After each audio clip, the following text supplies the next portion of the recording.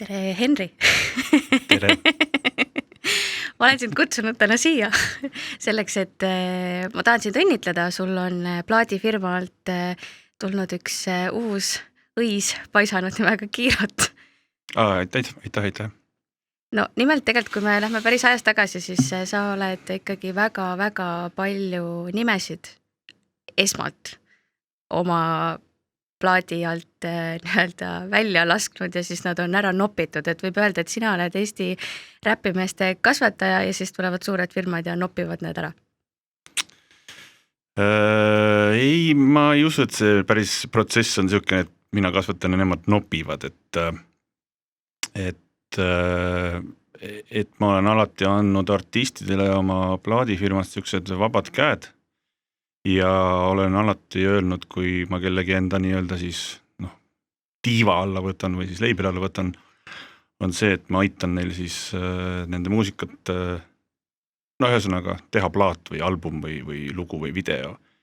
Ja siis, kui neil on soovi edasi liikuda omapäi, siis ma ei ole kunagi kedagi kinni hoidnud mingisuguste väga hullude lepingutega ja öelnud, et 10 aastat teed mulle plaate on. Et see selline noppimine, see päris protsess ei ole ja mille järgi sa hindad, siis see on suur plaadifirma või väike plaadifirma, et mille järgi see on siis tööliste järgi, käibe järgi või artistide järgi, et suur ja väike on ka suhteline asi. No seda küll. Ma pigem mõtlesin seda, et legendaarne on ikkagi Eesti üks kauaaegsemaid plaadifirmasid ja praegu päris paljud teevad ju ka enda plaadifirmasid, ma ei tea siin, Arop, Pluto, sina tegid legendaarse 2001? 2004 vist. 2004? Ja see oli vajadusest... umbes nii.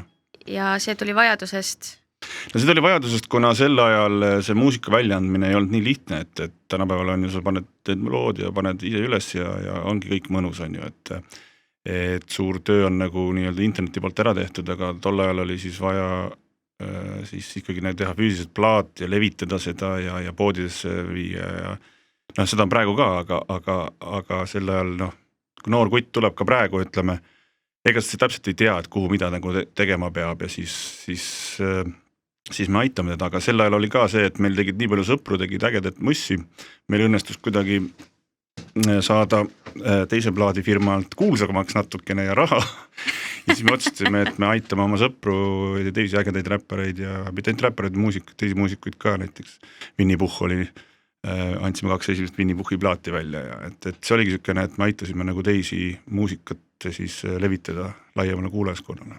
Aga kas see oli midagi, milleks sa valmis olid või sa lihtsalt läksid veega ja mõtlesid, okei, ma pean sellega tegelema, siis on see tulekahju või kas see oli väga selline rahumeelne kulgemine aastatesse või siis oli ikkagi ootamatusi ka?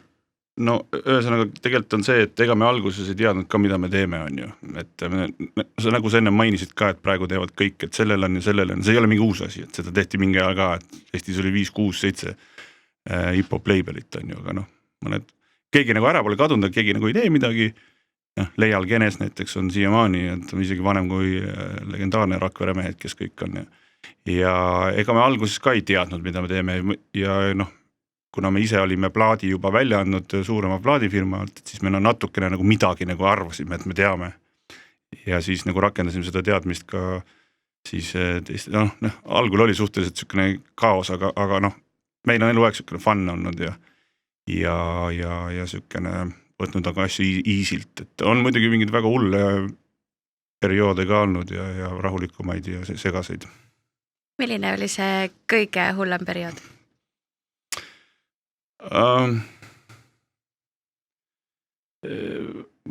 Selles mõttes nagu heas mõttes hulle, et siis kui hakkasid nagu nende asjad hakkasid nagu toimima, et algul me andsime asju välja, öeldi, väga tore on ju ja siis kui tuli see võib-olla selline et ütleme teine Eesti hip-hopi laine, kui tulid Räketid ja Suurpapad ja need ja et see oli selline teine laine, et need hakkasid nagu nii-öelda müüma.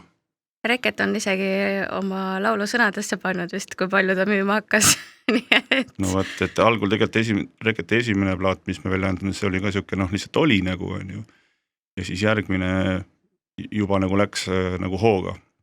Ja need olid nagu mõnusalt nagu hullud ajad, et kus lihtsalt sa müüsidki nagu neid CD-plaate ikkagi nagu füüsiliselt ja see oli nagu raske, sa pidid kaste tassima ja nii edasi. Et selles mõttes oli nagu äge.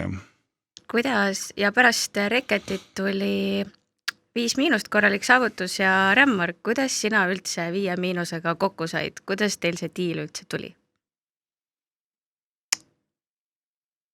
See diil tuli nii, et vist ma ei mäleta, kas Reket või Paul keegi ütles, et sükene bänd on olemas, ma kuulsin mingit ühte lugu kuskilt ja siis kuskilt peol Kohver tuli minule ja ütles tere, et mina olen see mees ja Estoni Kohver 5 ütlesin okei, väga äge lugu on teil, et anname plaadi veel. Ma ütlesin, okei, ma ütlesin davai. Ja siis saime pärast ühe korra veel Kohvri ja päevakorraga kokku, natuke rääkisin, kuidas asi käib ja siis ta läks. Kas sina olid see, kes aitas kõik need nimed sinna esimesele plaadile ja Võsule toimetada või see oli see, mida nemad tegid?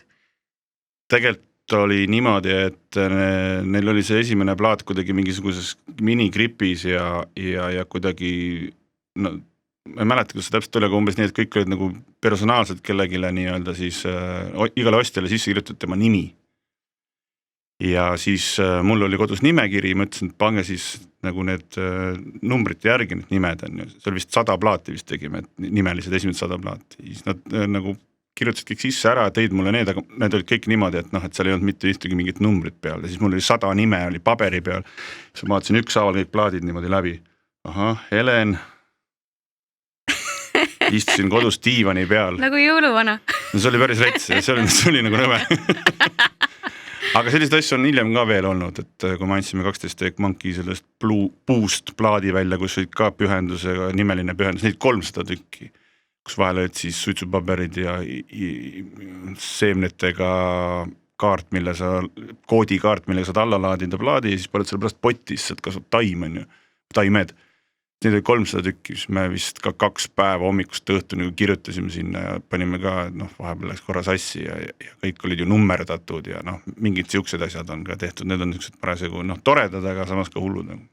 No, sinu plaadifirmast saab öelda, et on tegelikult läbi käinud Eesti hip-hopi ajaloo läbilõige, A-rühma tüübid, A-rühma ei ole. Ma mõtlen, sa oled A-rühma tüüpidega koostööd teinud, Põhjamaade hirm, ja siis täpselt see uue aja räpparid nagu Reket, 5-, Sipelga 14. No Reket ei ole väga uue koolimees, ma arvan, et on ka vana koolimees, ta siiamaani lihtsalt nagu toimib. Ta siiamaani toimib, hästi öeldud. Kuidas sa leidsid Sipelga?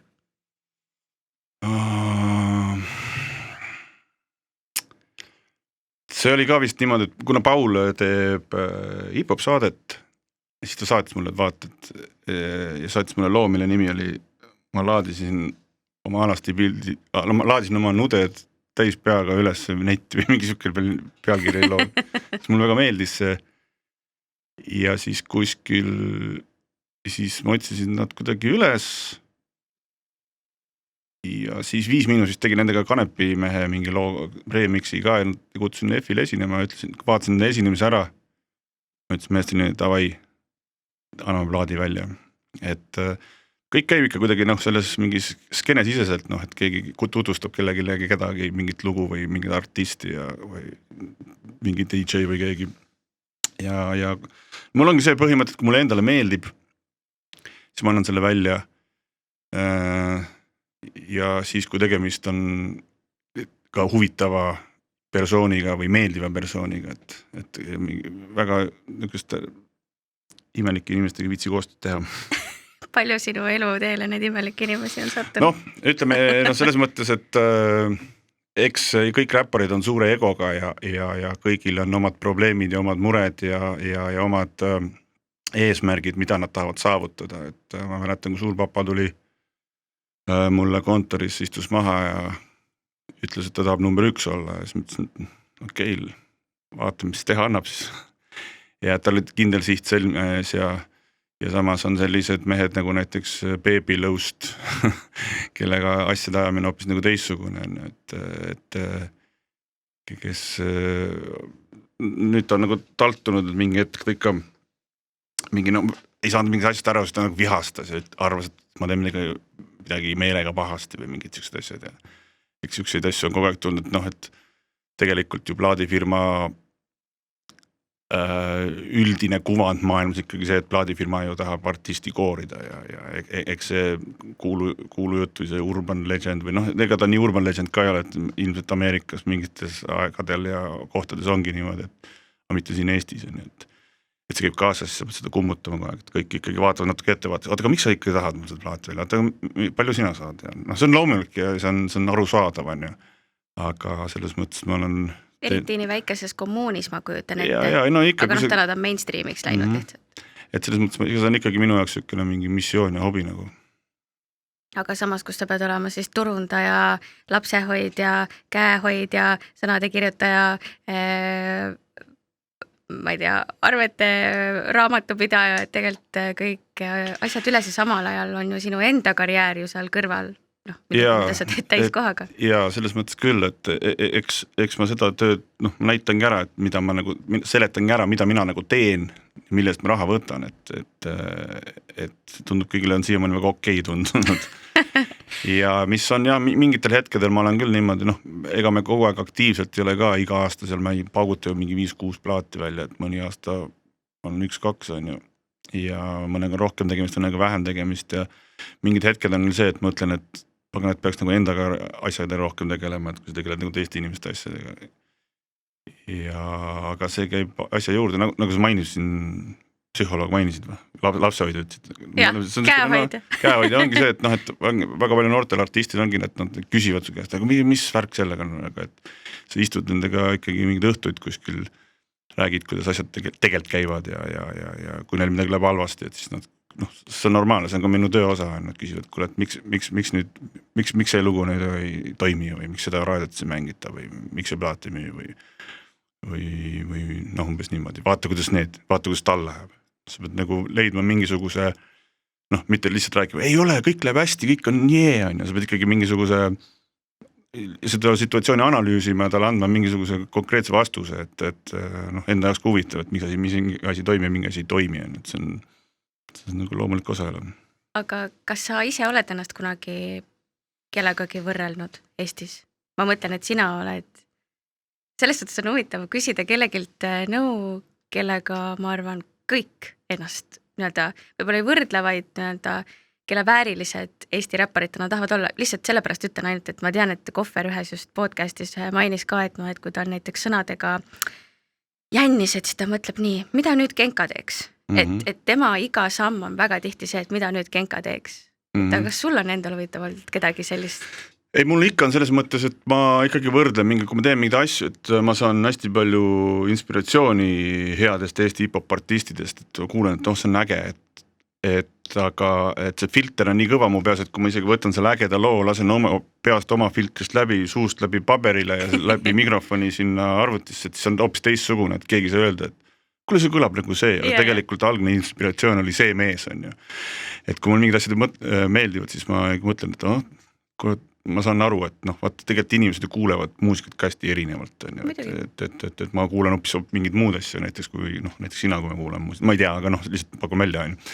Et muidugi jah, et ma ikkagi otseselt nagu šnitti ei võta, aga see on pigem inspiratsiooni ja minu meelest see ongi nagu kihvt.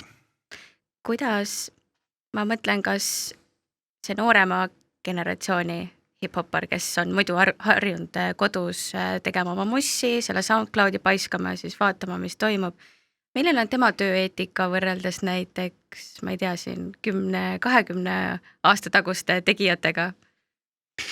Ega see ei saa võrrelda niimoodi, et on et mingi uuema kooli meestel on mingi üks asi ja vanema kooli meestel on need teistmoodi, et on ka neid vanema kooli mehi, kes ei suutnud ennast kokku võtta ja ei tulla stuudiosse või olid tal mingisugused mingid probleemid ja asjad võtsid aega ja ega see ei ole otseselt nagu mingi generatsioonide küsimus, et see on persooni küsimus rohkem, et mõni on jälle selline hüperaktiivne, et hullult ajab mingit juuksekarva lõhki, siis ma ütlen sulle ausalt, et 99% inimesed ei saa aru, et kas see hätt kõlab sul või on et tegelikult et see on 99% ei saa sest aru, siis ta istub tund, ei ma tahan ikka seda, siis ma ütlen, et kuule, lõpeta ära, stuudioaeg maksab.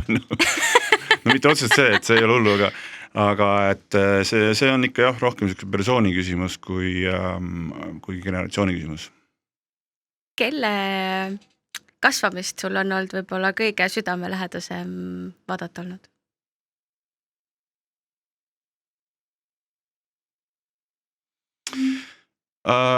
Võib-olla praegusest aktuaalsest asjad ongi see 5-,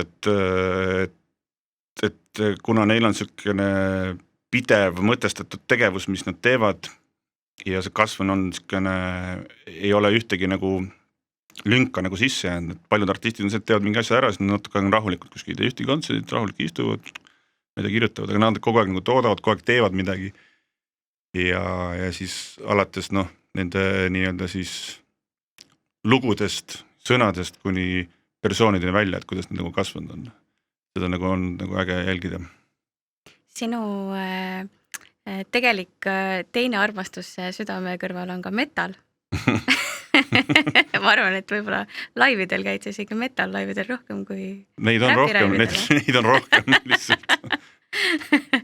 Kas sa ei ole mõelnud, et näiteks, Winnie Puhhi paar esimest albumit sa ütlesid, kuidas sul näiteks Eesti metal-skeenega oled sa mõelnud, et see oleks midagi või mingi rada, mida mööda sa võiksid käia? Me oleme siin proovinud ka, et Sipelgaga on sul punkbänd. Et me andsime ühe vestluse Maxi singli kunagi välja. Ja siis me oleme natuke siit ääriveri nagu proovinud veel mingid asjaga, aga ma mingi hetk nagu ütlesin tüüpidele, kes minu poole pöördusid, ma ütlesin, et ma ei oska seda teha, et ma ei tea, kuidas teie asi, et metalmuusika on kindlasti niisugune globaalsem muusika kui Eesti hip-hop on ju, siin ei ole vaidluskohtagi on ju. Et ma nagu alati tunnen, et metal asjad peaksid nagu suunama ennast nagu rohkem Eestist välja on ju, aga minul seda skilli lihtsalt ei ole ja siis ma nagu ütlen ausalt ära, et teil on väga kihvt muss, see on kõik väga äge, aga ma arvan, pane lihtsalt oma sinna logo peale ja ütle, et jee on ju, et selles mõttes, see on lihtsalt nagu mingi reach'i saavutamine. Aga ma arvan, et see ei ole õige, et see plaadifirma inimesena, ma ei tee oma tööd nagu hästi. Et pigem, ma ütlen ausalt, et ma ei oska teiega midagi vihta hakata, et te väärite paremat, teil on kindlasti võimalus kuskil lükata, et jah, et siin on igasuguseid kitarridega bände käinud. Aga selles mõttes, et aga sina oled ju ka tegelikult, sinul on live bänd ikkagi, sul ei ole ainult backtrackid, et neid bände ei ole väga palju ja mõnetes paljud, just mõtlen hip-hopi bände ja sina olid üks esimesi, kes tõi ka selle live bändi mõtte hip-hopi kõrval lavale. Me tõime jah selle mingi hetk, et kuna siis see, et 2 meest lava peal või 3 või 4 meest lava peal mikrofonide ringi jooksnud ja DJ, et see on selline uudne asi ja siis me arvasime, et äkki paljud inimesed nagu ikkagi ei saanud aru, mis nagu toimub on ja siis me mõtlesime, et kui me näitame lava peal kitarre ja trumme ja ka pasunaid, et siis on nagu kihvti, me endale ka kihvti, kui see seltskond on suurem ja see vist pandi kokku tänu selle, et meil tuli mingi suur tuur ja siis meil olid seal tromboon ja saksofon ja trompet ja trummarid ja kidramehed ja bassi, ühesõnaga kogu hunnik on ju. Ma kujutan ette, et see võib olla isegi topelt rock'n'roll, et kui sul on nagu rockimehed ja hip-hopi mehed ja nad tuuritavad. No vot, see tegelikult on see ka, et eks me võtsime sinna ka mingi sõbrad mängima ja siis tõsised metallimehed ja siis me mingi hetk tundsime, et me muutume tänu nende nii-öelda siis soundidele liiga juba metaliks, et siis me saatsime laiali ühe pundi, siis võtsime järgmised, et ei läheks lihtsalt, läks juba raiumiseks juba ise lähed ka juba, adrekas on peal kõrval, kuuled kidrat, oled juba ka hakkad tegema. Et siis me tegime niisuguse verevahetuse vahepeal. Sinu uus leid on Kiirot. Kuidas teie kokku saite? No eks ma tal, tänu selle, et ma hip-hop festivali teen, et on suur ülevaade kellegist ja inimestest, kes seda teevad ja eks ma olin kuulnud mitmeid lugusid ja siis juhtus selline asi ka, et ma vist kirjutasin tal ükskord, ta andis mingi loo välja, mõtlesin väga kihvt lugu, ta kuidagi ütles, et aitäh, tavaliselt kirjutaks, see tähendab minu jaoks väga palju, ta kirjutas thanks või siukse asja, ma olin nagu what the fuck man. ja siis kuidagi juhtus selline asi, et ta korraks kolis nagu minu no mitte naabriks, aga ühesõnaga ühte majja mingisuguseks väga lühikeseks ajaks, mitu korda nägin teda, siis mõtlesin, no tšau, siis kuidagi nagu tuli pep talk natukene. Ja siis ma kuulasin, siis ma nagu kuidagi nagu rahunes kõik maha ja siis ma kuulsin, et ta teeb plaati. Ma just rääkisin nagu samal ajal Kapaga juttu, kes tema plaat siis stuudios teeb, tema plaati produce'ib või siis lindistab ja salvestab. Ja siis ma küsin, et kirjutab plaati ja mõtlesin, ilgelt äge ja et umbes niimoodi, hakkasin vaikselt nagu ujuma niimoodi, läbi kolmanda inimese siukse nagu, et räägid mingit naist ära kuskil, sul on see sõbranna äge, et mulle ka meeldib, mis teeb muidu, vaba vaja. Numbrit äkki. Mingi numbrit, et ma tahaks niisama, Ja siis, aga tal oli endal ta mingi hetk rääkis, tal oli endal ka juba mõtte peas, et peaks nagu, tal oli ka selline, et ta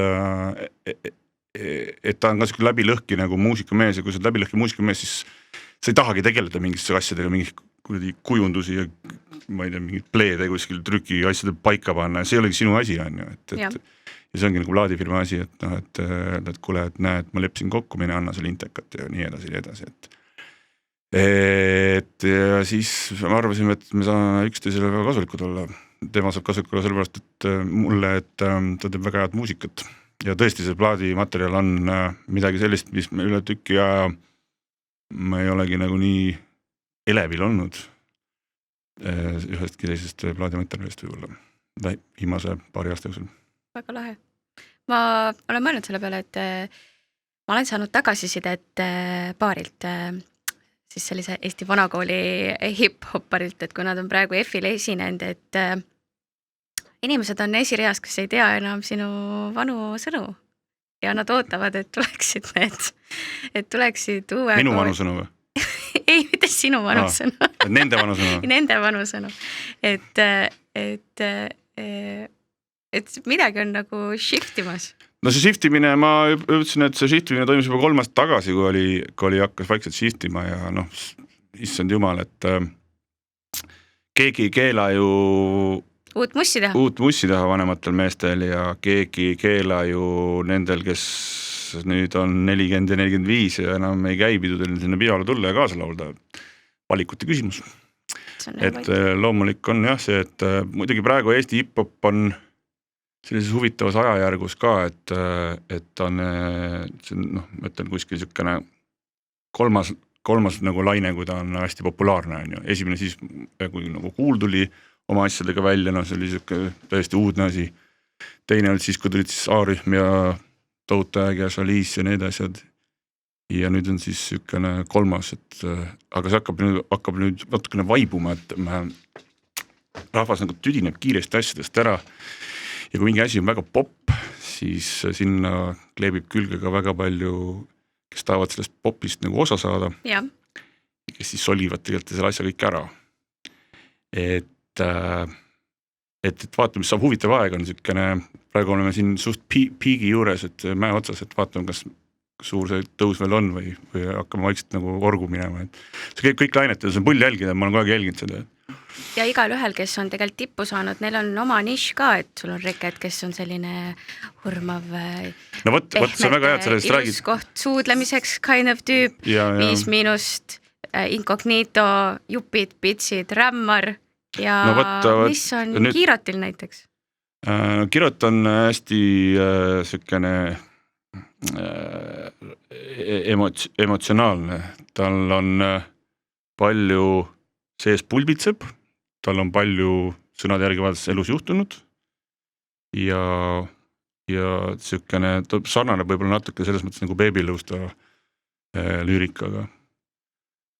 See head sa sellest nagu erinevad, ma tahtsin sellest lihtsalt rääkida, et mingi aeg ma olin ka väga, ma ütlesin, jumala kihvt, et meil on nagu 5 miinust, meil on nagu Tommy Cash, meil on see hästi pop asi, siis see mingi 5 Loops on ju. Ja vaata siis sama asi, kui see nagu hästi popiks läheb, siis need erinevad asjad nagu mingi hetk kasvavad nagu erinevast subžanritena. Ja siis kui asi läheb nagu popina, siis läheb jälle tagasi nagu üheks. Et see praegu hakkab nagu muutuma ka see asi kõik nagu selliseks jälle ühesuguseks kõik. et kuulasin üks päev siin just ühe Eesti noore räppari demo ja soundis juba veits nagu Nublu on ju, et selles ei ole midagi halba, aga see on nagu kihvt on vaadata, kuidas jälle kõik läheb ühesuguseks, meil oli ka mingi aeg olid nagu erinevad asjad, üks tegi seda, siis mingi hetk oli niimoodi, et inimesed ei saanudki aru, et kes siis nüüd raadiost nagu räpib, aga ma arvan, et praegu nüüd ongi see, et kui muutub massiaks ühiseks ja siis nüüd hakkavad jälle mingid arenevad, mingid uued suunad. Et hip-hop on kiiresti arenev ja muutuv asi, et seda on ilgelt nagu, ma nagu selles mõttes ei halvusta kedagi, et mingi on nii negatiivset, kuigi vahel tahaks, aga see ei ole minu asi ja see on nagu kihvt vaadata. Kas sa 96. aastal kujutasid, et täna oleks Eestis hip-hop niivõrd rets artikkel, kui ta on praegu? 96. aastal, 96 aastat, ma arvan, et ma ei oska mitte midagi öelda, et ma ikka lootsin, ma ei tea, 96 aastat, see oli nii ammu, issand jumal, ma ei kujuta ette. Aga ma ütlesin küll kuskil Eesti Ekspressi artiklis Siim Nestorile, ma ei tea, 5-6 aastat tagasi. Ja varsti tuleb Eestis üks mees, kes paneb nagu kõik kihama. Keegi täpselt ei tea, miks. Selle fenomen. Meil on see tänapäeval olemas. Ja võib-olla isegi 2? 2 meest. Ma mõtlen Nublut praegu. Ja ma tean, aga ma mõtlen trupina siis. Kes see? 5-, et võib-olla trupina siis kõrval või? Ei see, ütleme 5- on nagu, ütleme siukseid asju on nagu ennem ka olnud, et on A-rühmad ja mustad kuud ja sellised asjad, aga just nagu siuke üks mees nagu, et kes nagu paneb lihtsalt nagu rahva nagu kihama niimoodi staadionid rõkkama on ju ja koduperenaistest, vanaemadest kuni väikeste lasteni välja. Seda küll. Ja järgmine asi, mis tuleb, ma ütlen selle ausalt, maailmas on see, et hip-hop muutub naiste muusikaks. Et keegi ei viitsi neid kõvatavaid mehi enam varsti kuulata. Ja nüüd varsti on siis naised teevad ilma. Mul tasub siis suga plaadidiil kohe ära teha. Praegu on hea pakkumine. -20. Tulge aga. No tegelikult mul on üks uudis veel, lisaks sind saab kuulda ka raadios Rock FM'is oktoobris. Lastekooli vaheajal. Ja siin sa oled koos oma vennaga. Millal sa viimati oma vennaga koos tööd tegid? Suvel tegin, ei teinud. Ta kukkus kasvuhoone suure tuulega tiiki ja siis pidi välja tõmbama sealt töö käigus, aga ma ei teinud tööd, ma tuli meelde, ma ei tõmmanud. Millal me tegime? Hea küsimus. Eks me kunagi vist Raadio 2 tegime midagi koos, aga sellest on väga palju möödast. Ja Eesti Laulu esimesed saatejuhid olete olnud? Absoluutselt, muidugi. Kas te lähete pigem tülli või te olete teineteisega nõus? Me pigem ikkagi oleme teineteisega nõus. Et meil need maailmad kuidagi suhteliselt ühesugused, kui ka väga erinevad. Ja need tülitsemisajad jäid kuskil sinna lapsepõlve ikka. Ja nagu ma enne mainisin, siis metal ja rock on tegelikult sulle väga hingelähedane, nii et tegelikult sa oled päris õiges kohas varsti. No sama, ma võiks olla ka Dancehall FM-is anda teha mingit saadet või mingi ma ei tea, igasugust muusikat, et ja see on tore, et ma arvan, et kuna mu vend palus, siis ma tulen. Väga hea, jääme ootama. Kirjutuslugu olemas voogedastusplatvormidel. Ja video YouTube'is. Loo nimi on Oh Hey. Let's go. Let's go.